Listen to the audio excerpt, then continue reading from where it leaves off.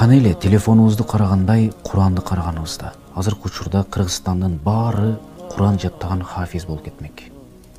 Кыска убакыттын ичинде Куранды жаттап, толук каары болуп чыгат элек.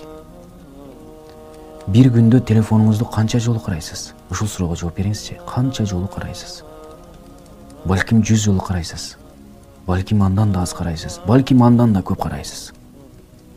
Балким карабайсыз. Ушул суроого жооп бериңизчи. Канча жолу карайсыз? Карай бересиз, же сиз жадап кетпедиңиз, же телефонуңуз жадап кетпеди. Инстаграмдан ким мага лайк басты экен? WhatsApp'тан мага ким эмне жөнөтүп кайды экен? Facebook'тан мага бирөө друзья таштаптырбы деп ар кандай шылтоолорду айтып телефонуңузду карай бересиз. Бирөөдөн SMS күткөндөй карайсыз.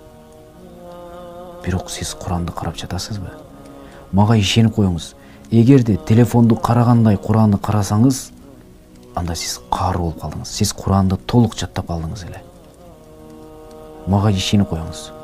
Эгерде телефонуңузду карагандай Куранды карасаңыз, Куранды бат эле жаттап коесуз. Балким буга чейинки каарылар 3 жылдын ичинде жаттап такрору менен бүтө турган болсо, сиз ишенип коюңуз. 1 жылдын ичинде Куранды жаттап такрору менен бүтүп коесуз.